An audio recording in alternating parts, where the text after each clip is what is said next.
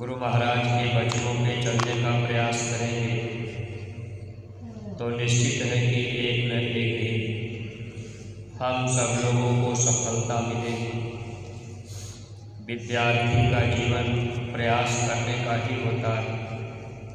स्वामी जी महाराज कहा करते थे, साधना तो निमित्त मात्र है, बाकी सब गुरु की दया का काम है। यानी जिस रास्ते पर हम आप चल रहे हैं, ये रास्ता गुरु की दया से ही हम लोग इसे सफल कर सकते, तय कर सकते।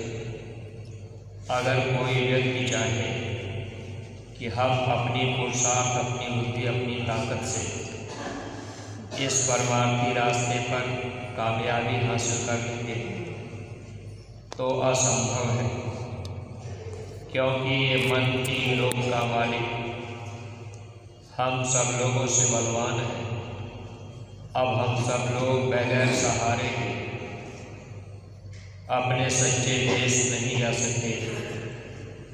गुरु का सहारा मिला अगर न होता तो गफलत में सब उम्र यूं ही मैं होता। इस मानव जीवन में गुरु का सहारा जरूरी है। अगर इस मानव जीवन में सच्चे सद्गुरु न मिले तो ये जीवन हम लोगों का व्यर्थ चला जाता है। दुनिया में कोई भी व्यक्ति तीर्थ व्रत पूजा पाठ चाहे जितनी कर ले, गंगा जमुना में चाहे हम आप हजारों बार स्नान कर लें, ठंडी के मौसम में अगर हम आप पानी में खड़े भी रहें, तब भी बगैर गुरु के इस जीवात्मा को हम आप अपने सच्चे घर नहीं पहुंचा सकते। जब जीवन में गुरु मिल जाते हैं तभी हम जीवों के कर्मों की सफाई होती। सद्गुरु जीव के कर्मों को साफ करके निज घर पहुंचाने के काबिल बना देते हैं। आज अगर लोग इस बात की जानकारी रखते कि मानव जीवन में गुरु का मिलना जरूरी है, अगर गुरु मिल जाएंगे तभी देवी देवता भी हमारी आपकी पूजा पाठ को कबूल करते। वैसे हम आप चाहे जितना तीर्थ व्रत पूजा पाठ करें, सब व्यर्थ चला जाता है। नाम बिना बेकाम है, 56 भोग विलास, क्या इंद्रासन बैठक, क्या वैकुंठ निवास। अगर गुरु मिलेंगे तो नाम मिलेगा, अगर नाम नहीं मिला तो जीवन व्यर्थ ही जा रहा है। इसलिए सत्संगी प्रेमी भाई बहनों, ये हम लोगों का बहुत बड़ा सौभाग्य है कि गुरु महाराज की दया कृपा का लाभ लेने के लिए हम सब लोग अपने दरबार में जन्मभूमि के दौरान अपना समय, सेवा, सहयोग सब लोग लगा रहे हैं। अगर ये भावनाएं हम लोगों के अंदर हमेशा बनी रहेंगी कि हमें अपना ये तन गुरु के काम में लगाना, तो निश्चित है कि ये तन हमारा आपका शुद्ध और पवित्र होगा।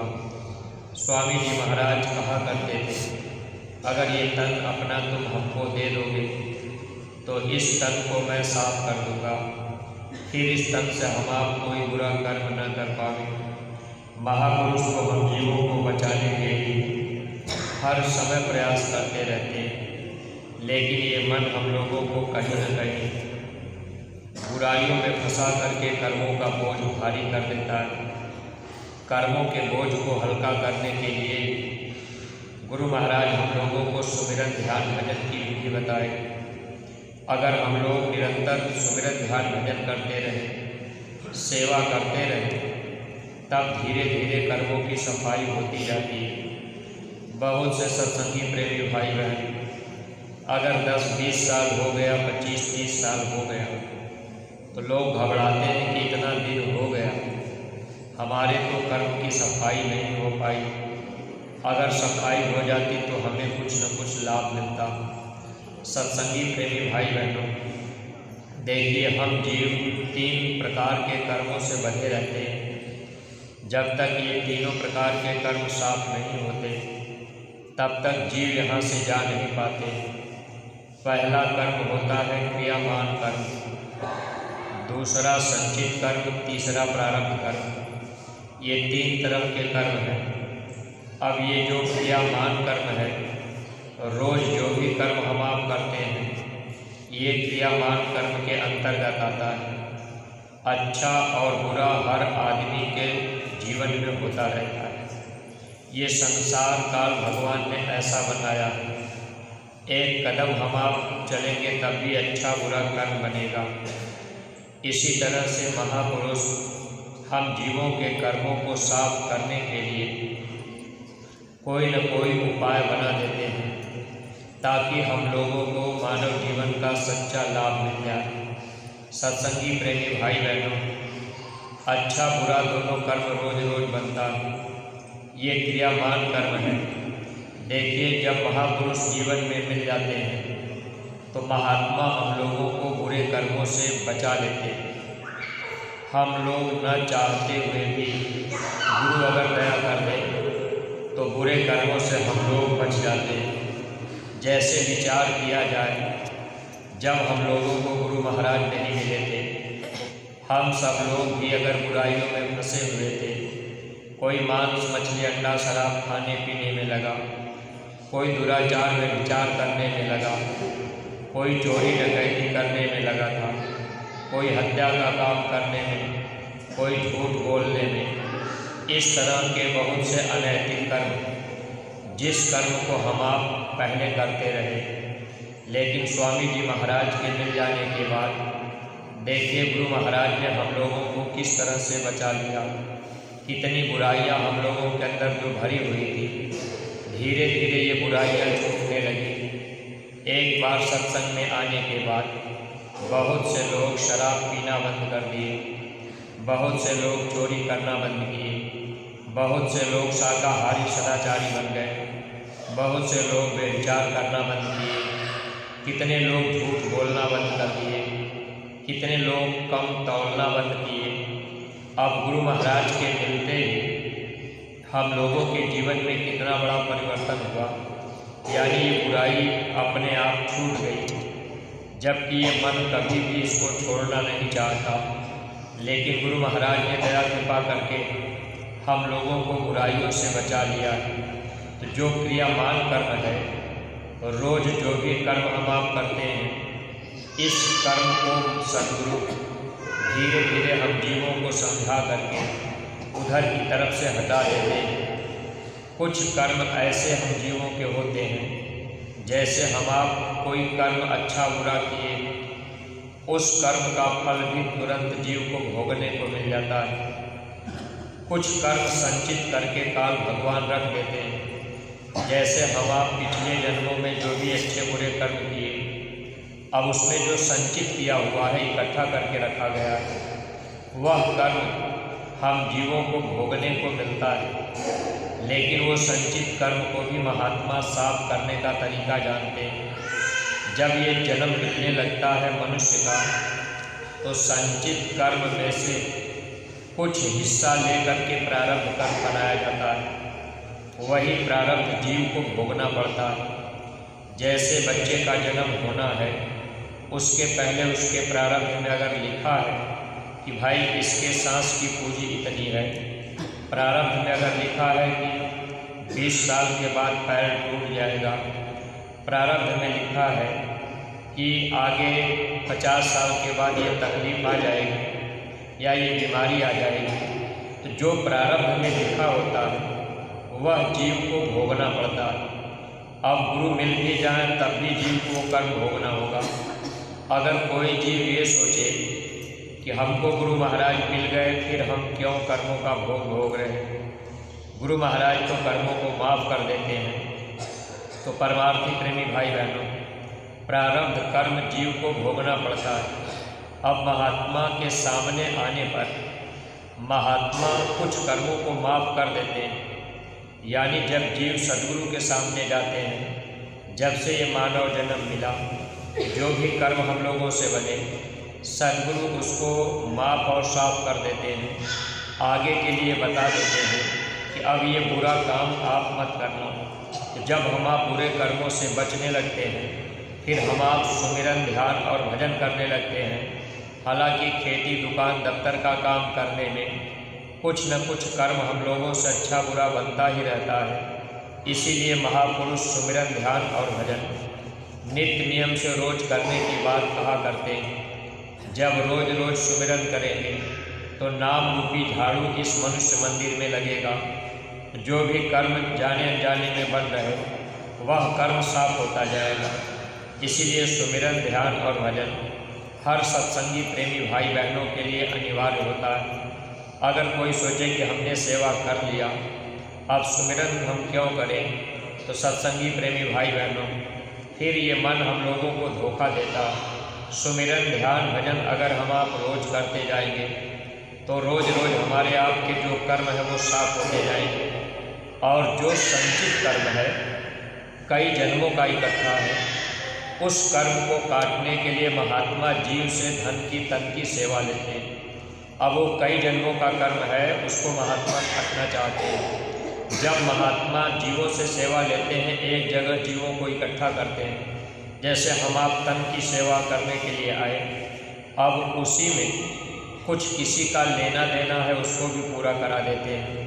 किसी से किसी जन्म में मुलाकात होगी, लड़ाई झगड़ा होगी, उसके कर्म है, उसको भी महात्मा दो चार बातों में अदा करा देते हैं। यानी ये मन जो हम लोगों के बीच में कर्मों की दरार, कर्मों का बोझ डालता जाता है, उसको तो महापुरुष बराबर साफ करने का प्रयास करते हैं। लेकिन सत्संग में आने के बाद, संगत में आने के बाद कोशिश ये करनी चाहिए कि हम लोग, ये मन जो है नया कर्म भी बनाता है, लेकिन इसमें हमेशा अपने अपने को संभालना चाहिए। इसीलिए एक बात स्वामी जी महाराज कहा करते थे कि अगर कहीं किसी के बीच में लड़ाई झगड़ा हो जाए, पति पत्नी में भी लड़ाई झगड़ा हो जाए, अगर दोनों सत्संगी हैं, तो एक न माने तो एक चुप हो जाए। चुप हो जाने से कर्म नहीं बनेगा, लेकिन ये मन है जल्दी बर्दाश्त नहीं करता। मन अपनी बात कहने के लिए बराबर तैयार रहता है, मन जल्दी हारना नहीं चाहता। और जो लोग बर्दाश्त कर लिए, चुप हो गए, जो हार गए, उन्हीं को महापुरुष यानी संत का दर्जा भी दिया जाता है। महात्माओं ने लिखा भी था कि गाली से सब उपजे, कलह कष्ट और मीठ, हार चले सो संत है, लाग मरे सो नीच। अगर मान लीजिए कहीं कर्मों का लेन देन है, कोई आपको दो बार कह दिया, गाली भी दे दिया, अगर हम आप चुप हो गए, पूरा पूरा बर्दाश्त कर लिए, यानी हार मान लिए। जब हम लोग हार मान लिए तो हार चले सो संत है, लाग मरे सो नीच। इसीलिए महात्मा हम जीवों को दीन बनने के लिए, बर्दाश्त करने के लिए गुरु महाराज बराबर प्रेरित किया करते थे, ताकि आगे हम जीवों के कर्म न बने और हम जीवों का छुटकारा हो जाए। लेकिन ये मन है कह देता है कि भाई हम कैसे चुप रह जाएं, हम सही बात कह रहे हैं, ये गलत कह रहे हैं। अब इसी में हम आप मन के कहने में चल देते हैं, वहाँ हम लोग गुरु के वचन को भूलने लगते हैं और फिर ये मन कर्म बना लेता है। कर्मों का बोझ फिर जीव को भोगना पड़ता है। इसमें सद्गुरु क्या कर सकते हैं? ये तो हम लोगों को वचन पकड़ने की ज़रूरत है कि अगर कोई कुछ कह भी दिया तो भाई हम बर्दाश्त कर लेंगे, चुप रह जाएंगे। गुरु महाराज की बात जो मान ले वही गुरु के लिए प्यारे होते हैं, लेकिन ये मन मानने नहीं देता। ये हमारी आपकी सबकी आदत, स्वभाव है कि मन अपनी वाली करना चाहता है। सत्संगी प्रेमी भाई बहनों, देखिए हम लोगों का ये परम सौभाग्य ही है कि स्वामी जी महाराज हम लोगों के बाँह को पकड़ लिए और इस रास्ते पर गुरु महाराज ने खड़ा कर दिया। इतना सरल रास्ता हम जीवों के भक्ति के लिए स्वामी जी महाराज ने दिया। अगर इसको भी हम आप न कर सके तो इसमें हम लोगों का ही दुर्भाग्य होगा। इसलिए हर परमार्थी प्रेमी भाई बहनों को इस बात का ध्यान रखना है कि जो रास्ता गुरु महाराज हम लोगों को सरल करके दिए, स्वामी जी महाराज ने कहा भी था कि आगे रास्ता सरल हो जाएगा। और देखिए सत्संगी प्रेमी भाई बहनों, स्वामी जी महाराज हम लोगों को जब ये बात कहे जोरदार शाकाहारी प्रचार करने के लिए, स्वामी जी ने कहा बच्चा आप जोरदार शाकाहारी प्रचार कर दो, 1 2 3 मंडल तक आपको ऐसे ही पहुंचा दिया जाएगा। यानी सद्गुरु शाकाहार के प्रचार से खुश होकर के हम जीवों को 2-3 मंडल तक पहुंचा देंगे। अगर ये जीवात्मा 3 मंडल तक निकल गई तब तो फिर हम आप अपने सच्चे देश पहुंच ही जाएंगे। लेकिन हम लोग जोरदार शाकाहारी प्रचार करने में असमर्थ रहे, नहीं कर पाए, मन ने धोखा दिया।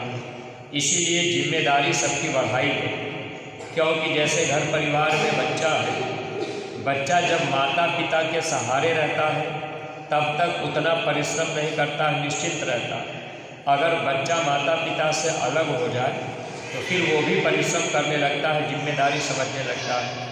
इसीलिए एक एक गांव की जिम्मेदारी हम सभी सत्संगी प्रेमी भाई बहनों को दी गई कि एक एक गांव को प्रत्येक सत्संगी प्रेमी भाई बहन गोद ले ले। जब हम लोग गांव गोद ले करके गांव गांव में प्रचार करने लगेंगे, अपनी जिम्मेदारी हम आप स्वयं निभाने लगेंगे, टोलियां बना करके हम लोग जाने लगेंगे, तो जब हम लोग गुरु महाराज के काम की जिम्मेदारी ले लेंगे तो निश्चित है कि हम जीवात्मा को निज घर पहुँचाने की जिम्मेदारी गुरु महाराज लेंगे। अगर हम लोग गुरु के काम के लिए जिम्मेदार नहीं बने तो फिर हमारी आपकी जीवात्मा के जिम्मेदार सद्गुरु कैसे बनेंगे? ये तो लेन देन का देश है। सद्गुरु इस धरती पर आते हैं, बस हम लोगों को वचन इसीलिए फरमाते हैं कि हम लोग उनके वचनों को मानेंगे तो महात्मा दया करके हम जीवों का यहाँ से छुटकारा करा दें। कर्मों के बोझ से हम लोग दबे हुए हैं। काल भगवान कर्मों का पूरा पूरा हिसाब रखते हैं। अगर नाम दान भी मिल गया, गुरु भी मिल गए, तो मौत के समय धर्मराज के दरबार में हिसाब होता है। स्वामी जी महाराज कहते थे कि बच्चे, जब आपका वहाँ हिसाब होगा, अगर आपने मेरी बात नहीं मानी, अब वो काल भगवान दिखाएंगे कि ये जीव के इतने कर्म हैं, तो फिर मैं क्या कर सकता हूँ? गुरु महाराज ने कहा फिर वो काल आपको सजा देगा। इसीलिए जो जीव गुरु के वचन को मानते हैं उन्हीं जीवों को महापुरुष निज घर पहुँचाते हैं। जो कोई माने वचन हमारा, वह पहुँचे सद्गुरु दरबारा। गुरु के दरबार में वही जीव जाते हैं जो गुरु की बात को मानते हैं। इसलिए हम सत्संगी प्रेमी भाई बहनों का ये फर्ज है कि हम लोग एक एक गांव को गोद लें। जब गांव गोद लेंगे, प्रचार करेंगे, कुछ न कुछ अच्छे विचार के लोग जरूर मिलेंगे। गुरु महाराज की बातें उनके अंदर असर कर जाएंगी। ऐसा क्यों होता है? देखिए, हम आप बहुत से ऐसे प्रेमी हैं जो प्रेमी गुरु महाराज का दर्शन किए, जो प्रेमी कभी गुरु महाराज के सत्संग में गए, उनके दिल दिमाग में बात नहीं बैठी। 10 साल 15 साल बीतने के बाद दोबारा फिर जब सत्संग में आए, तब वही प्रेमी फिर सुमिरन ध्यान भजन करने लगे। अब वे लोग कहते हैं कि जब हमसे पहले गुरु महाराज मिले थे तो हम समझ ही नहीं पाए। तो जब बार बार हम आप गाँव में जाएंगे, गुरु महाराज की बातें धीरे धीरे लोगों के समझ में आ जाएंगी। जब जीव के जैसे संस्कार होंगे, अब संस्कार जग गया, दया हो गई, समझ में आ गई बात, तो ऐसे लोग भी जुड़ जाएंगे। जीवात्मा नर्क और 84 से बच जाएगी। ये बहुत बड़ा काम हम प्रेमी भाई बहनों के जिम्मे किया गया। इसलिए सत्संगी प्रेमी भाई बहनों, इसमें प्रेरणा दे करके लोगों को समझा करके बता करके हम आप इस काम को करने में अगर लग जाएंगे तो निश्चित है कि हम लोग दया दुआ के पात्र बन जाएंगे और दुनिया के लोग शाकाहारी सदाचारी बन जाएंगे तो अच्छी बात। अगर नहीं बनेंगे तो गुरु महाराज ये बात कहा करते थे कि बच्चे, अगर लोग शाकाहारी सदाचारी नहीं बनेंगे तो आगे बीमारियां ऐसी आएंगी जिसकी कोई दवा ही नहीं होगी। 1 रुपये की दवा 100 रुपये में बिकेगी, वह भी काम नहीं करेगी। गुरु महाराज एक बार सत्संग में सुना रहे थे कि बच्चे, तुम जिले जिले में, ब्लॉक में, तहसीलों में, गांव गांव में, घर घर में डॉक्टर बैठा दो। अब आप घर घर में डिस्पेंसरी खुलवा दीजिए। लेकिन गुरु महाराज ने कहा, अगर शाकाहारी सदाचारी नहीं बनेंगे तो बीमारी जाने वाली नहीं। इसलिए हम सत्संगी प्रेमी भाई बहनों का ये फर्ज है कि हम लोग पहले तो शाकाहारी सदाचारी रहें और अपने अपने खान पान का भी ध्यान रखते रहें। अब ये नहीं कि चाहे हम आप कहाँ कहीं कैसा भी मिल गया सब कुछ खा के लिए, इसमें थोड़ा सा परहेज रखना चाहिए। महापुरुषों ने इशारा भी किया था, बेशक धीमर और शिकारी, नृप विषयी और मांसाहारी, इन घर भोजन करे जो संता, साधन भजन का होवे अंता। खान पान का ध्यान सबको रखना पड़ेगा। लेकिन जैसे आपने गांव गोद ले लिया, अब उस गांव में कोई मांसाहारी आदमी है, अब उसके विचार गुरु महाराज के विचारों में मिलने लगे। अगर वो पश्चाताप करे, कहे कि नहीं हम तो भूल किए, अब हम शाकाहारी रहेंगे, अगर उसका इरादा बन गया कि हम शाकाहारी रहेंगे, अगर वो व्यक्ति तैयार हुआ कि हम मथुरा भी चलेंगे, तो गुरु महाराज की बात जब हम उसके पास पहुंचाने जा रहे हैं, मान लीजिए कभी कोई विशेष परिस्थिति आ गई कि भाई हमारे यहाँ पानी पी लीजिए या दूध पी लीजिए, चाय पी लीजिए, तो ऐसी परिस्थितियों में हमको आपको ये ध्यान रखना है कि उनके दिल को दुखाना नहीं। और उसमें हम आप गुरु महाराज को आगे रख करके जब वो कुछ न कुछ थोड़ा बहुत ले लेंगे, तो उनका भी मन ये रहेगा कि चलो भाई ये हमारी बातों को मान लिए और हम आप गुरु महाराज की बातें उनको बतावें। तो इस तरह से जब हम आप इस संसार में थोड़ा सा व्यवहार करेंगे, अब ये नहीं कि चाहे जहाँ भी गए तो खा पी लीजिए, पहले तो हमको आपको बचने का प्रयास करना चाहिए। जितना अधिक से अधिक बचाव हो जाए, अगर बिना खाए पिए अपना हम खा पी करके सब प्रचार प्रसार करें, सब काम करें, अच्छी बात है। अगर मान लीजिए कहीं विशेष परिस्थिति आई, तो ऐसी परिस्थितियों के लिए हम लोगों को ये ध्यान रखना चाहिए कि किसी का मन न दुखे कि भाई ये तो हमारे यहाँ ऐसे एक बार एक सत्संगी नाराज हो गए कि भाई बोले मेरे घर खाना ही नहीं खाया, तब से वो सत्संग और संगत ही छोड़ दिए। इस तरह का किसी का भाव अगर बन जाए और वो किसी को दुख हो जाए, तो उसमें थोड़ा सा हमको आपको गुरु महाराज को आगे रख करके चाहिए कि उनका दिल न दुखे। और परमार्थी प्रेमी भाई बहनों, किसी को अगर हम आप इस रास्ते पर जोड़ना चाहते हैं, तो उसके भी मन की बातें थोड़ी बहुत रहेंगी, तो उसका मन इधर की तरफ लग जाएगा। और किसी को कड़वा वचन हम आप न करें, क्योंकि हर आदमी अज्ञानता है। जैसे हम लोग भी गुरु महाराज नहीं मिले थे तो बुराइयों में फंसे थे, खान पान गंदा था, तो ये अज्ञानता है। जब गुरु महाराज मिल गए, दया हो गई, बात समझ में आ गई, धीरे धीरे बुराई छूटने लगी। ऐसे ही गांव गोद लेकर के जब हम आप गुरु महाराज की बातें बताएंगे, तो निश्चित है कि लोगों के विचार जरूर बदलेंगे, क्योंकि महापुरुष हर जगह मौजूद रहते हैं, शब्द रूप में सब जगह रहते हैं। जहाँ भी हम आप उनकी बातें फैलाएंगे, वो हमेशा अपने वचनों में दया देते रहते हैं। इसलिए हम लोगों को बार बार प्रचार करने का, बार बार गाँव में जाने का, बार बार समझाने का, ये काम बराबर करते रहना है।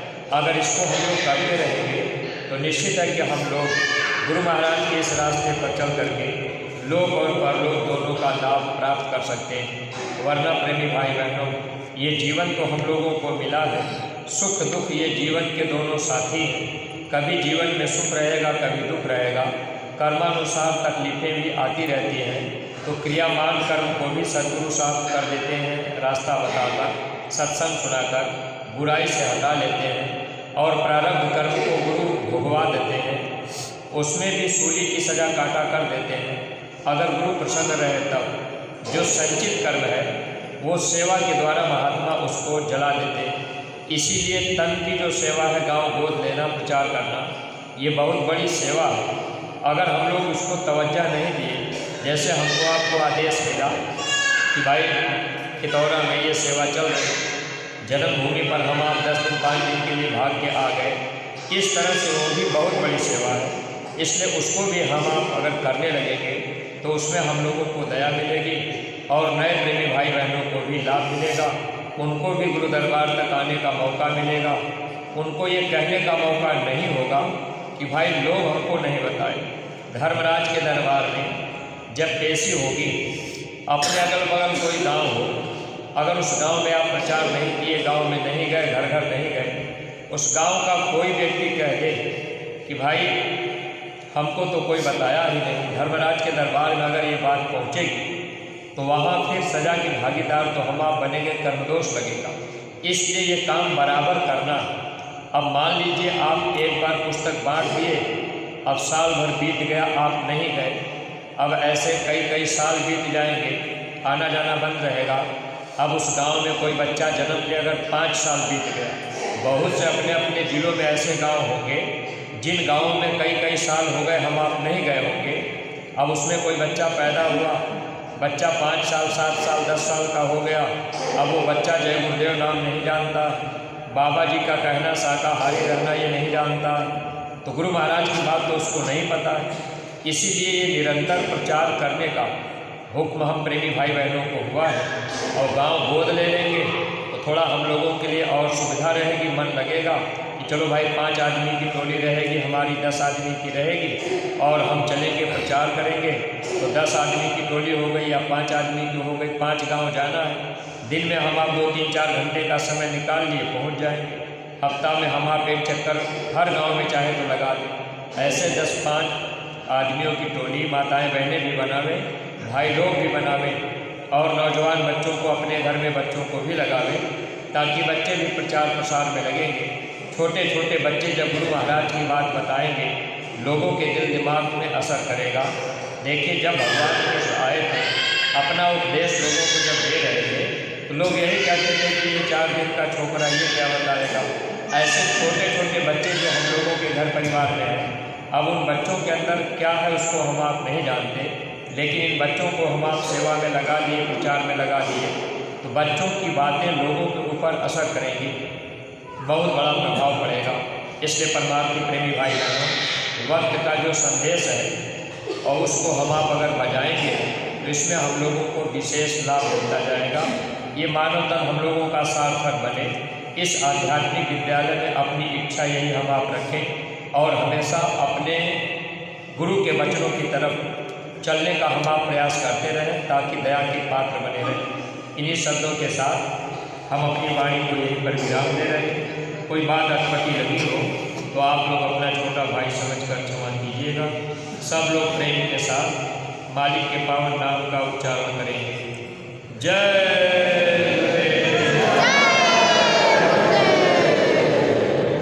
सभी लोग सामूहिक रूप से जय